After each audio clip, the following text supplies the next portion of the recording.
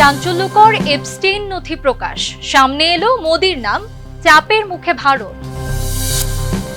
ইরানের জায়গায় Venezuela, Bharat Venezuela তেল চুক্তি নিয়ে ট্রাম্পের বিস্ফোরক মন্তব্য। হরমুজ প্রণালীতে নতুন সংকট, যুক্তরাষ্ট্র ইরান উত্তেজনায় সামরিক মহড়া, বিশ্বজুড়ে সতর্কতা।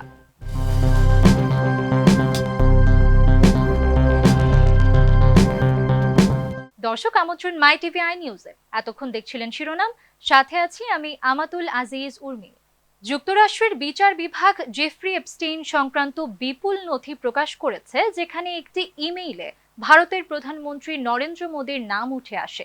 ইমেইলে দাবি করা হয়, ট্রাম্পকে খুশি করতে মোদি এপস্টেইনের পরামর্শে 2017 সালে ইসরায়েল সফর করেন। তবে ভারতের পররাষ্ট্র মন্ত্রণালয় এসব দাবি ভিত্তিহীন বলে কঠোরভাবে অস্বীকার করেছে। বিস্তারিত প্রতিবেদনে।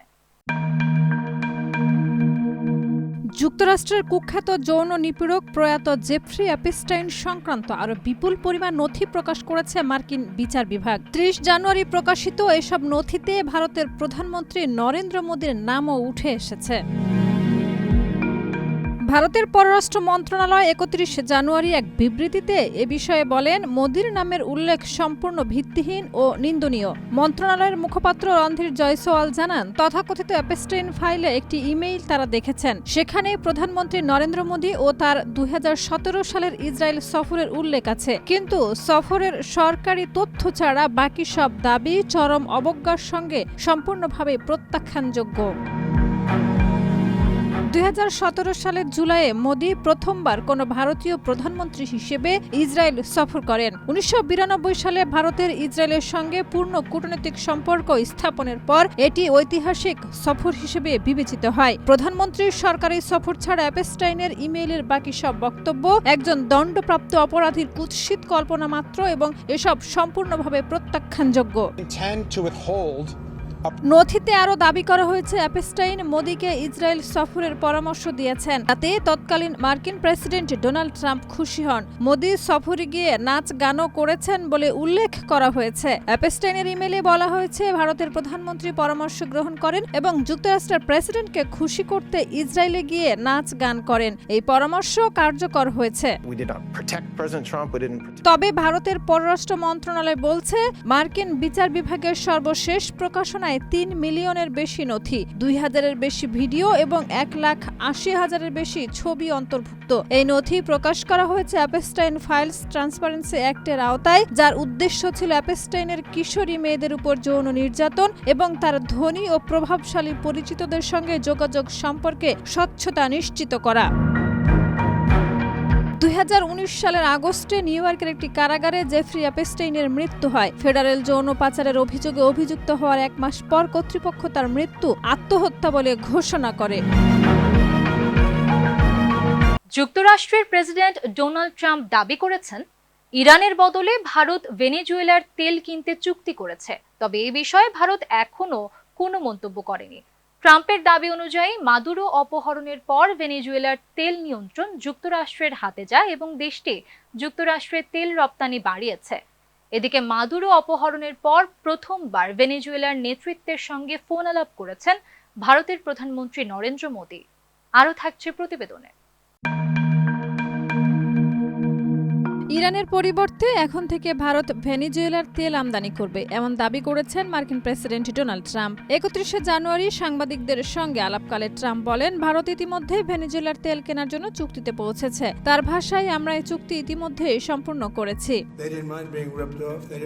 ভেনেজুয়েলার তেল কেনার অভিযোগে এর আগে 2025 সালের মার্চে ভারতীয় পণ্যের উপরে 25% শুল্ক আরোপ করেছিলেন ডোনাল্ড ট্রাম্প। তবে ট্রাম্পের সাম্প্রতিক এই দাবির বিষয়ে এখন পর্যন্ত ভারত সরকার কোনো আনুষ্ঠানিক প্রতিক্রিয়া জানায়নি বলে জানিয়েছে সংবাদ মাধ্যম এনডিটিভি। এর আগে গত 3 জানুয়ারি ভেনেজুয়েলার প্রেসিডেন্ট নিকোলাস মাদুরোকে স্ত্রী সহ অপহরণ করে মার্কিন সেনাবাহিনীর একটি বিশেষ ইউনিট ডেল্টা ফোর্স, এমন দাবি করেন ডোনাল্ড ট্রাম্প। তার বক্তব্য অনুযায়ী ওই ঘটনার পর ভেনেজুয়েলার তেল খাতের নিয়ন্ত্রণ যুক্তরাষ্ট্রের হাতে চলে আসে। বার্তা সংস্থা ব্লুমবার্গের তথ্য অনুযায়ী জানুয়ারি মাসে ভেনেজুয়েলা থেকে 38টি তেলবাহী ট্যাংকার যুক্তরাষ্ট্রের টেক্সাস, লুইজিয়ানা ও মিসিসিপির বিভিন্ন পরিশোধনাগারে পাঠানো হয়েছে। এটি 2024 সালের ডিসেম্বরের পর সর্বোচ্চ সরবরাহ। বর্তমানে প্রতিদিন গড়ে প্রায় 2,75,000 ব্যারেল অপরিশোধিত তেল ভেনেজুয়েলা থেকে যুক্তরাষ্ট্রে যাচ্ছে, যা আগের মাসের তুলনায় দ্বিগুণ। মাদুরো অপহরণের আগে ভেনেজুয়েলা প্রতিদিন চীনে প্রায় 4 লাখ ব্যারেল অপরিশোধিত তেল রপ্তানি করত। তবে চলতি বছরের জানুয়ারিতে সেই সরবরাহ সম্পূর্ণ বন্ধ হয়ে যায়। এদিকে 30 জানুয়ারি ভেনেজুয়েলার ভারপ্রাপ্ত প্রেসিডেন্ট ডেলসি রদ্রিগেজের সঙ্গে টেলিফোনে কথা বলেন ভারতের প্রধানমন্ত্রী নরেন্দ্র মোদি। মাদুরো অপহরণের ঘটনার পর ভেনেজুয়েলার নেতৃত্বের সঙ্গে এটি ছিল মোদির প্রথম সরাসরি যোগাযোগ। ফোনালাপে উভয় পক্ষই ভারত ভেনেজুয়েলা সম্পর্ককে নতুন উচ্চতায় নিয়ে যাওয়ার অঙ্গীকার ব্যক্ত করেন। হরমুজ প্রণালীতে যুক্তরাষ্ট্রের যুদ্ধজাহাজের একেবারে কাছে তাজা গুলির মহড়া দেওয়ার ঘোষণা দিয়েছে ইরান। মধ্যপ্রাচ্যে মার্কিন রণসজ্জার জবাবে ইসলামিক বিপ্লবী গার্ড এই মহড়ায় নামছে। এতে উপসাগরীয় অঞ্চলে উত্তেজনা আরও বাড়ার আশঙ্কা তৈরি হয়েছে। বিস্তারিত ডেস্ক রিপোর্টে। বিশ্বের অন্যতম গুরুত্বপূর্ণ জ্বালানি সরবরাহের পথ হরমুজ প্রণালীতে 2 দিনব্যাপী তাজা গুলির মহড়া চালানোর ঘোষণা দিয়েছে ইরান। রোববার থেকে এই মহড়া শুরু করবে দেশটির ইসলামিক বিপ্লবী গার্ড IRGC। মধ্যপ্রাচ্যে যুক্তরাষ্ট্রের যুদ্ধজাহাজ ও অত্যাধুনিক বিমান বাহিনীর রণতরী আব্রাহাম লিঙ্কন মোতায়েনের পরই এই মহড়ার ঘোষণা এলো। তেহরান বলছে মার্কিন নৌবাহিনীর এই উপস্থিতি উস্কানিমূলক এবং উত্তেজনা বাড়াচ্ছে। ইরানের এই ঘোষণার পর কড়া সতর্কবার্তা দিয়েছে যুক্তরাষ্ট্রের সেন্ট্রাল কমান্ড। তারা জানিয়েছে যুক্তরাষ্ট্রের যুদ্ধজাহাজের খুব কাছ দিয়ে ইরানি বিমান বা ড্রোন উড়ানো কিংবা স্পিডবোট নিয়ে এগিয়ে আসাকে ঝুঁকিপূর্ণ আচরণ হিসেবে দেখা হবে। সেন্টকম স্পষ্ট করে বলেছে এ ধরনের অনিরাপদ বা অপেশাদার কোনো পদক্ষেপ তারা সহ্য করবে না। গত 1 মাস ধরে ইরান ও যুক্তরাষ্ট্রের মধ্যে উত্তেজনা চলছে। ইরানের সরকার বিরোধী বিক্ষোভকারীদের সহায়তার অজুহাতে মধ্যপ্রাচ্যে যুদ্ধজাহাজ ও সেনা জড়ো করছেন যুক্তরাষ্ট্র। এ অবস্থায় মার্কিন প্রেসিডেন্ট ডোনাল্ড ট্রাম্প হুমকি দিয়ে বলেছেন ইরানকে অবশ্যই চুক্তিতে আসতে হবে। সময়মতো চুক্তি না হলে হামলার কথা বলেন তিনি। ট্রাম্পের হুমকির জবাবে ইরান জানিয়েছে ছোট বা বড় যে কোনো হামলার জবাবে তাৎক্ষণিক ও শক্তিশালী প্রতিক্রিয়া জানানো হবে। যুক্তরাষ্ট্র চাইছে ইরান তাদের পারমাণবিক কার্যক্রম বন্ধ করুক এবং ক্ষেপণাস্ত্রের পাল্লা কমাক। তবে ইরানের পররাষ্ট্রমন্ত্রী আব্বাস আরাকচি স্পষ্ট বলেছেন মিসাইল ও প্রতিরক্ষা সক্ষমতা নিয়ে কখনোই আলোচনা হবে না। সব মিলিয়ে হরমুজ প্রণালী ঘিরে ইরান যুক্তরাষ্ট্রের উত্তেজনা এখন নতুন এক বিপজ্জনক পর্যায়ে পৌঁছেছে। News desk MyTV.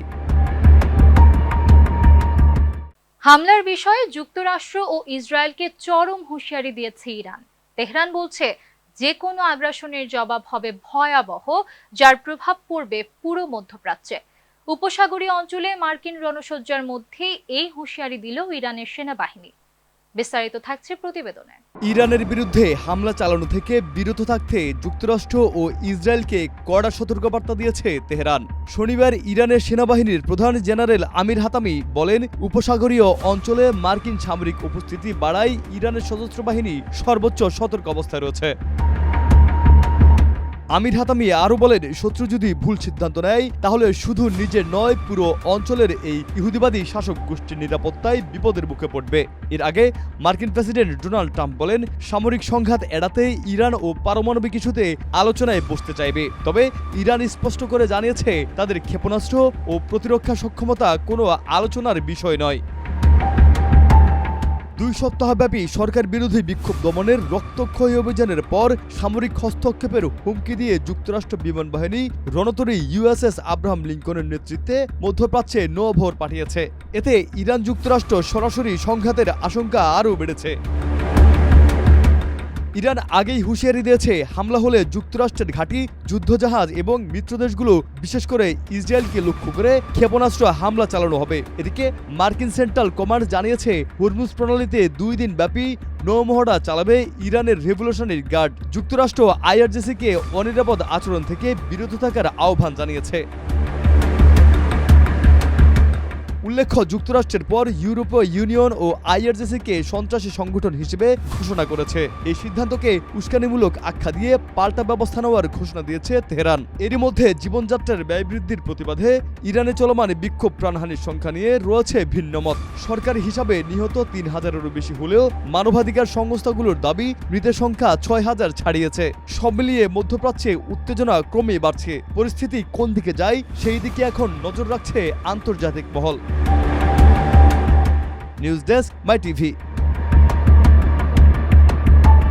দর্শক, এই ছিল আজকের মাই টিভি আই নিউজ। ধন্যবাদ এতক্ষণ সাথে থাকার জন্য।